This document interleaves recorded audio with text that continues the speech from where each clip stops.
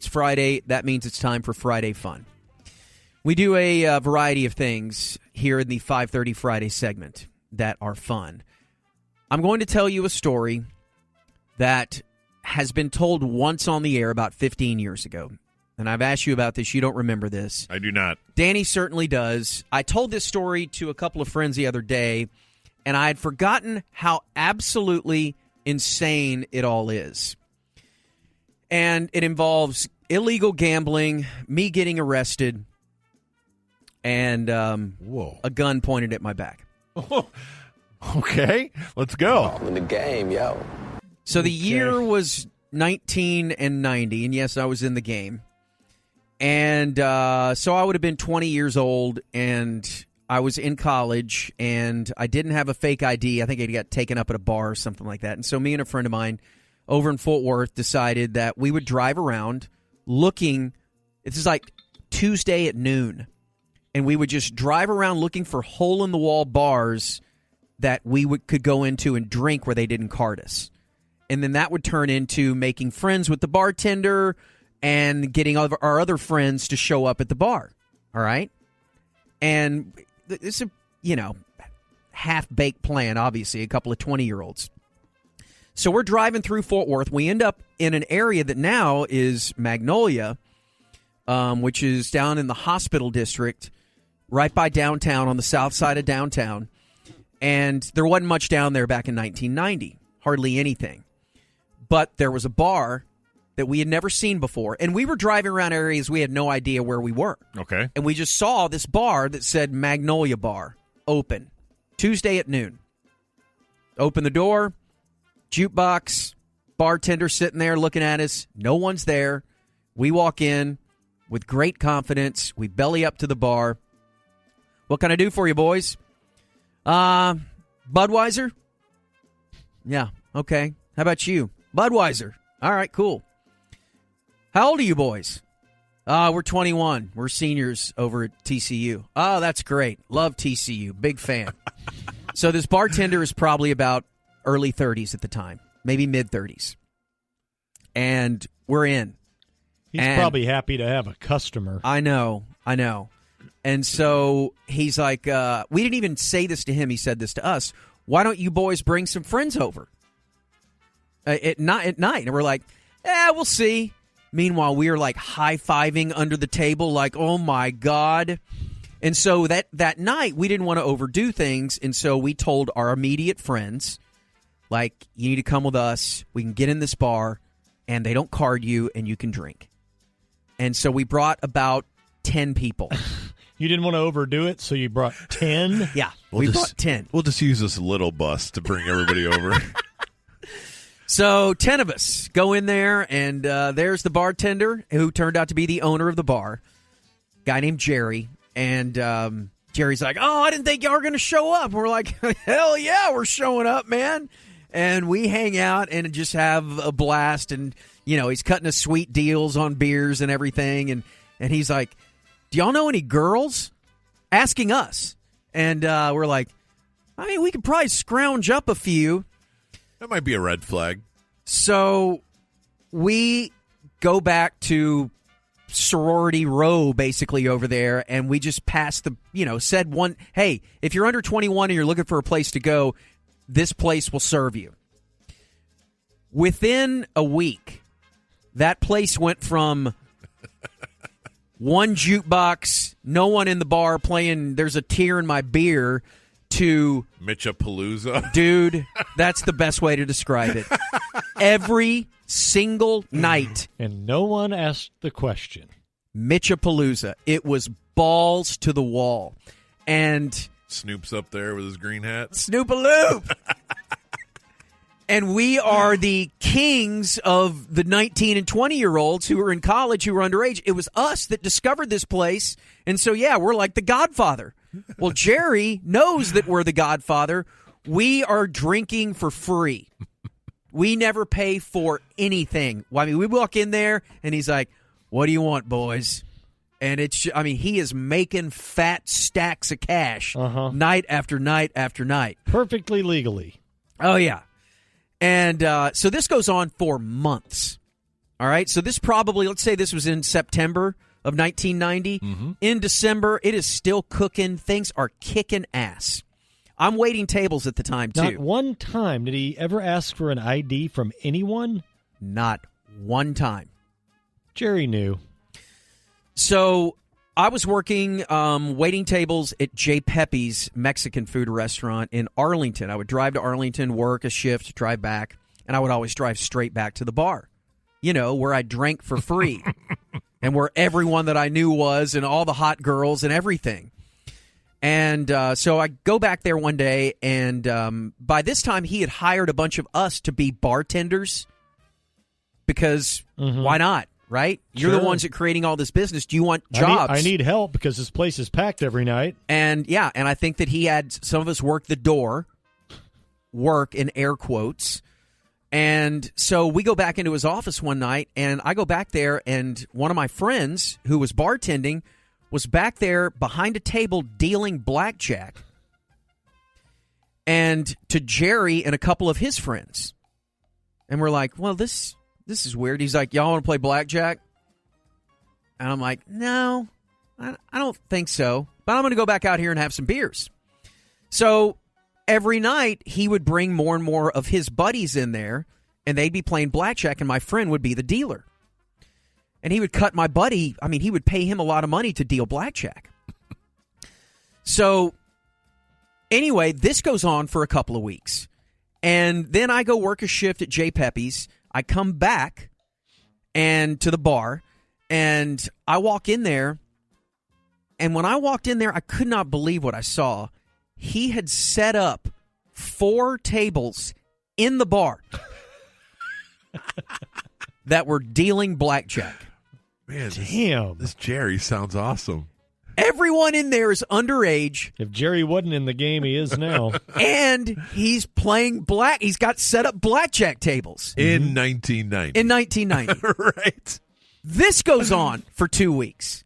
And again, I'm like not real interested in it just because I don't really care.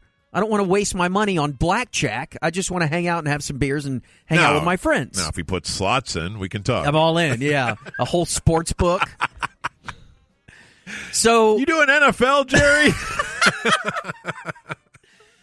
So I come back after a shift at J. Pepe's and go in there, and the blackjack tables are cooking. And by this time, the dealers are like dressed like dealers. Stop. He's running a casino in there. An underage barred casino. Yeah. Wow. And so me and my buddies are sitting there talking, and one of my buddies who has a lot of money, he goes, hey, let's play some blackjack. I'm like, man, I don't want to play blackjack. And he's like, yeah, let's play. Come on. Here's $5. It'll be fun. I'm like, I got cash. I can put money down. And that's the other thing. You don't even use chips. You just put down money. Another sign. Beautiful. Yeah. You just throw $5 down. It's a new casino. It's a startup. We haven't bought chips yet. So I put my $5 down. I'm sitting on the right side of the table, or standing on the right side of this table. There are 4 people at each table, all right? 4 tables, 16 total people, playing blackjack in the middle of a bar with 200 people in there with music cranking and everything. Put my $5 down. I look up. I see somebody over by the jukebox, and I'm close to the jukebox. Reach down and unplug it. Never a good sign. And I was like, why would he do that? And then I see like it's a scene out of a movie. Jackets come off of these dudes that were walking around in there that kind of didn't feel right anyway. But I'm like, oh, whatever. This is just a fun bar where everybody's happy and having fun and playing blackjack. And then that Velcro sound of shh pops down, and to reveal that their shirts or jackets all say TABC. And then you hear the cocking of guns. And you hear, nobody move, this is a raid. And I'm not kidding you, there is no doubt I tinkled. Yeah. As you're sitting there with your highball and your cards. Yeah.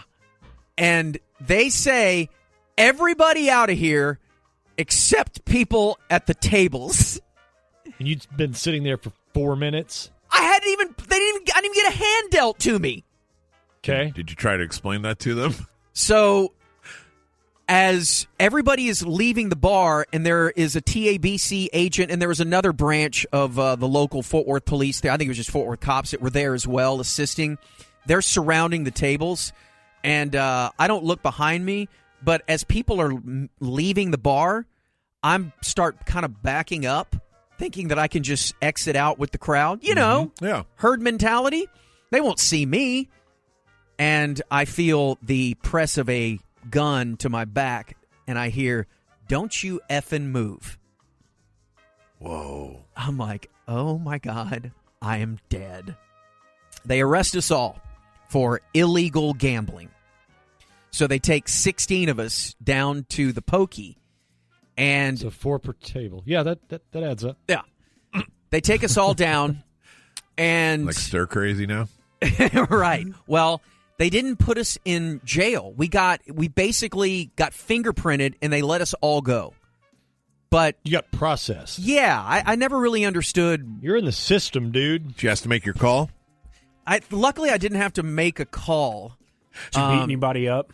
I didn't have to beat anybody up. Find the biggest guy in the yard. This explains the teardrop tattoo. I know, right? I've always wondered. So I am taken down along with other people, and it is obviously a story that exploded back on campus, and so. But this all started with you and one other dude scoping out places that you could drink underage. That's it. And within 3 months, it had been. Well, I'm sure Jerry went downtown, didn't he? Oh boy, did he go downtown!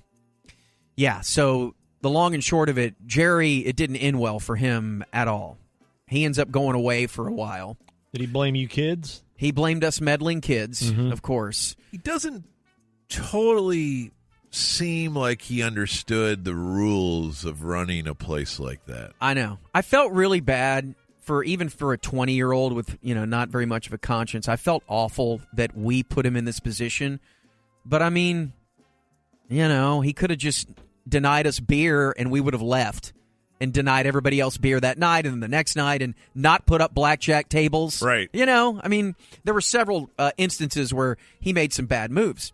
So anyway, Jerry, he goes away, and I'm like, man, we're so lucky that we didn't have to actually go to jail. I didn't have to go to court or anything like that. I ended up having to pay a fine of a couple of $100, and I thought everything was fine. Well, 2 weeks later, I go home to my parents' house, and because it's Christmas break, and I go home and I go into my bedroom, and there is the Fort Worth Star-Telegram opened up on my bed. And I was like, the hell? Oh, thoughtful.